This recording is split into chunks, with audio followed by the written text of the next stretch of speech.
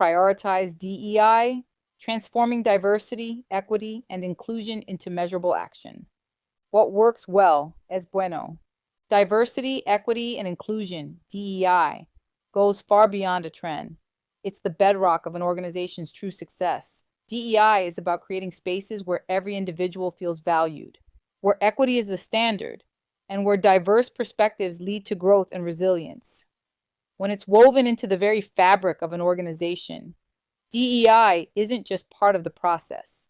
It's the driver of meaningful change. It requires measurable strategies that lead to lasting change, addressing the biases and systems that have historically held people back. True DEI isn't just about improving diversity stats. It's about building workplaces where diverse perspectives are empowered to lead, innovate, and drive growth. When done right, DEI fosters creativity, resilience, and collaboration. It's not just about bringing diverse voices to the table. It's about giving them the space and support to be heard and make an impact. Prioritizing DEI becomes a catalyst for stronger, more dynamic teams. DEI means ensuring every person, regardless of race, gender, or background, has a valued seat at the table. Diversity ensures all perspectives are included. Equity provides access to the tools and opportunities needed to succeed. And inclusion fosters belonging where everyone feels respected and heard. True DEI demands measurable action. When tied to clear metrics, it transforms workplaces, making inclusion a lived reality. In the spirit of the Zulu greeting, Sawubona, meaning I see you, DEI recognizes the dignity of every individual, creating spaces where trust and real inclusion can grow. When DEI is embedded into an organization, it plants roots that will bear fruit for generations. DEI isn't a moment. It's a movement shaping the future, driving lasting change and sustained success. The work we do today builds workplaces where DEI is the foundation for thriving, empowered teams. Real-world experience. In my lived experiences, DEI was too often misunderstood, whether out of arrogance, ignorance, or noise from headlines. Throughout my career, I've faced pushback and resistance to diversity in both subtle and overt ways, ranging from obvious discrimination to bias, tone policing, double standards, microaggressions, and direct challenges to my leadership. One of the clearest, most eye-opening moments came early on with my first hire. I brought a highly qualified woman of color onto the team, knowing her expertise would elevate our work. Instead of seeing her as a valuable addition, senior leadership questioned my decision. In the end, it came down to 11 words that still ring in my head. I don't want to disrupt the homogeneous nature of my department. The word homogeneous acted as a veil protecting exclusion under the guise of comfort and familiarity. That was a turning point for me. I realized that DEI wasn't just about hiring diverse candidates or achieving quotas. It was about breaking down the entrenched biases and invisible barriers that silently fight to maintain the status quo. This painful yet not surprising reminder of how deeply bias runs within corporate environments sets the stage for further experiences. Decades later, at a different company, the Chief Information Officer, CIO, greeted my husband with a condescending remark. "So, you are the husband of the most demanding woman in IT." This sexist comment implied that assertiveness in a woman was something to be criticized, while the same behavior in men was normalized.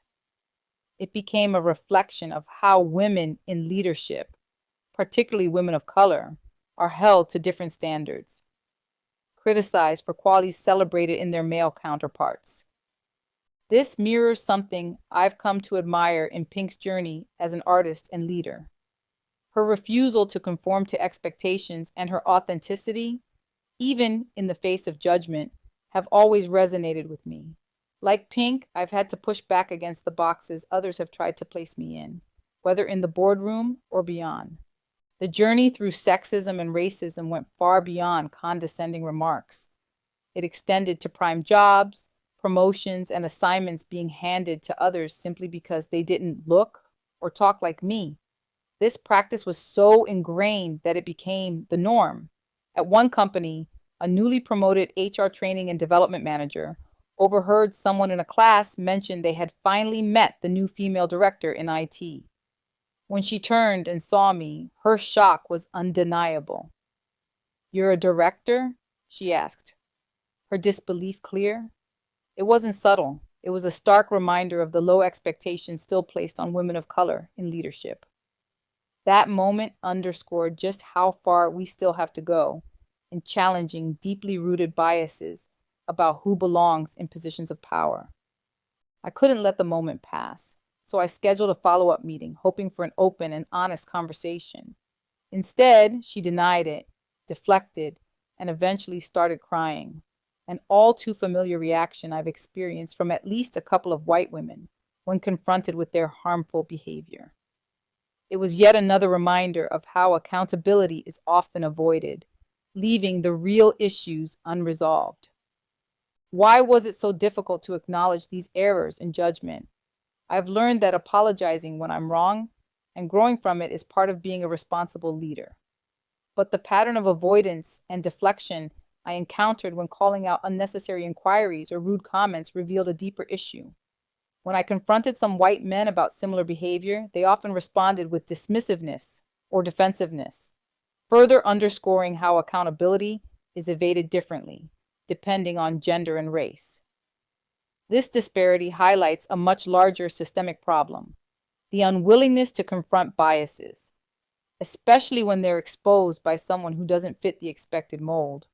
Unfortunately, these were far from isolated incidents. Over the years, I've faced countless moments that laid bare how deeply ingrained these biases are. I've been teased in meetings and conference rooms, called a honey badger, workhorse, and blabbermouth, not as compliments, but as subtle digs at my ambition and assertiveness. Traits that are celebrated in men are often criticized in women, especially women of color. When I pushed back, I was labeled sensitive, and some even called me brave for daring to speak up. Let's be clear, addressing these issues shouldn't demand courage. It should be standard practice. Because only when we make accountability the norm can we drive the kind of change that truly matters. I've been mistaken for housekeeping during an HR orientation and handed a uniform card, even though I was hired for an IT management role.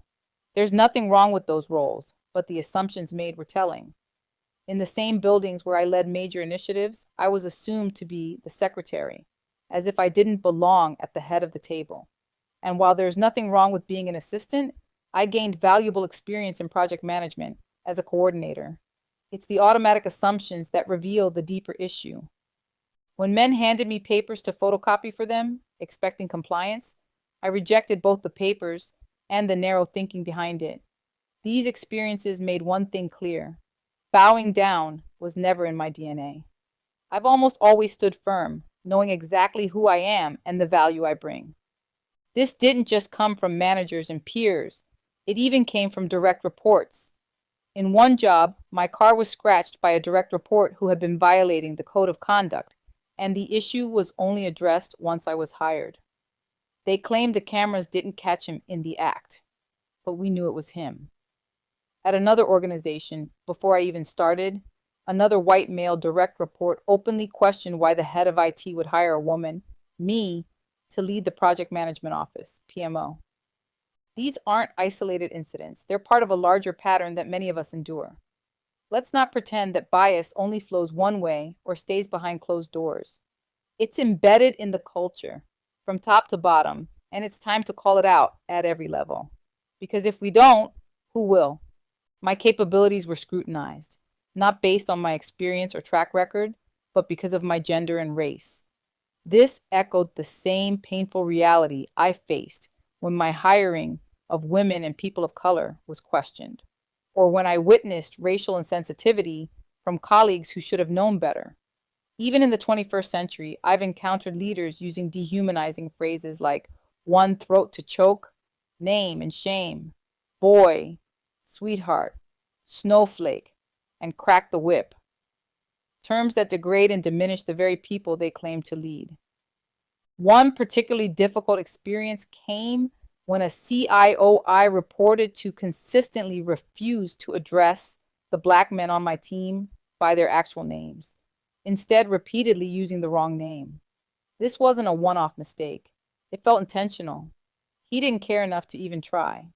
When I raised the concern, hoping for change, I was told, "You're being overly sensitive. Just let it go." Those words felt like chains. Time and again, I've been told to let it go, to ignore, to be silent, especially when advocating for the psychological safety of my team. But staying silent was never an option. Once, during a meeting that had run over the scheduled 90 minutes, primarily filled with white men, I tried to excuse myself for a restroom break. The CIO commanded me to sit down. The next CIO I worked with wasn't as overtly aggressive, but his passive dismissal of issues was equally damaging.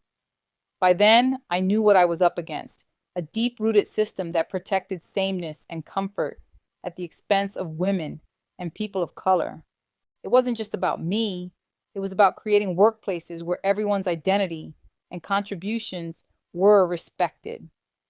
Letting it go, when it came to tolerating bad behavior instead of eliminating it, wasn't in my leadership vocabulary, and I paid the price for standing firm many times throughout my career journey. The microaggressions continued from one workplace to the next. Each instance was a small cut, part of a larger pattern of systemic bias that's too often ignored or downplayed. But instead of letting those moments define or break me, they strengthened my resolve. They fueled my desire to transform corporate spaces into places where underrepresented voices aren't just heard, they're valued and respected. In the face of these challenges, I've turned to technology to help substantiate my experiences. Using AI, I've created fact-based lists of offenses, transforming them into useful data that not only validate my experiences, but also provide concrete evidence to support what's happening in these spaces. This has allowed me to turn subjective narratives into objective, data-driven insights, tools that HR departments should be using, yet many seem resistant to, clinging to outdated perspectives rooted in their own biases and homogeneous views. Prompted properly, artificial intelligence, AI, holds the potential to revolutionize DEI efforts.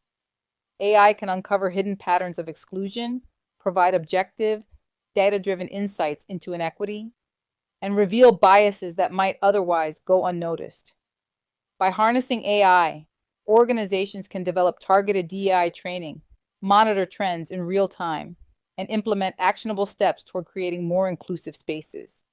When applied correctly, AI is a tool that can help leaders identify biases and blind spots, measuring progress, and, most importantly, take meaningful action to dismantle the systemic barriers that hold people back. And like Pink in her Trust Fall tour, we must also remember to embrace vulnerability and let go of outdated ways of thinking. Her music, especially her cover of For Non-Blondes' What's Up, speaks to the endless search for clarity, for spaces that fully value and embrace who we are. That night on September 4th, 2024 at the Tacoma Dome, it wasn't just a concert. It felt like a release of everything I've been holding in, all the frustrations and barriers I faced in spaces that weren't ready for me. Watching Pink perform that night was different than when I had seen her in Vegas years ago. While that performance in Vegas was exciting, it didn't hit me the way this one in Washington did. This time, it felt deeply personal, like she was singing directly to me and to all of us who have been fighting to be fully seen and heard. As Pink belted out, "What's up, Zrenya?" I was overwhelmed with emotion. It wasn't just a song. It was a cry for all of us trying to find our place in spaces that aren't always welcoming. I had tears streaming down my face because it was as if Pink was giving voice to all my unspoken frustrations.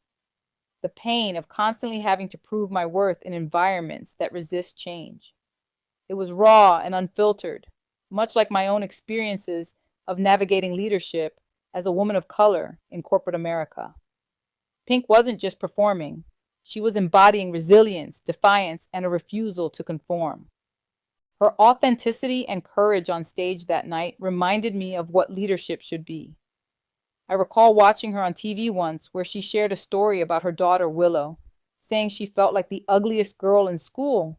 Instead of being devastated by it, Pink used it as a teaching moment about the importance of embracing who we are, challenging norms, and rejecting society's narrow definitions of beauty. That story hit me hard because that's the leadership the world needs. Bold, inclusive, and driven by a commitment to creating spaces where everyone belongs, exactly as they are. Seeing her on Live again that night in Washington brought all of that home for me. Pink didn't just entertain, she created an atmosphere of connection and unity. Throughout the concert, she spoke about her tour group like they were family, giving heartfelt shout-outs and showing genuine appreciation for her crew. The way she treated them on stage, calling them out by name, thanking them for their hard work, was a testament to the kind of leader she is: inclusive, grateful, and always recognizing the people who make it all possible. That tour group wasn't just her team. They were her traveling city, as she calls them, and you could feel the love and respect she had for every single one of them. Pink's performance that night wasn't just about the music. It was about community, resilience, and owning your truth, no matter how hard the journey gets. Her message was clear. We must keep pushing for spaces where we belong, where we aren't diminished or silenced for the comfort of others. As Pink said, trust the process. It's not always easy, but it's the kind of leadership the world desperately needs. Vulnerable, unapologetically authentic, and fiercely committed to making sure everyone has a seat at the table. That night at the Tacoma Dome, Pink was more than an artist on stage. She was a leader modeling the type of inclusion, authenticity, and courage we need to champion in every space we occupy.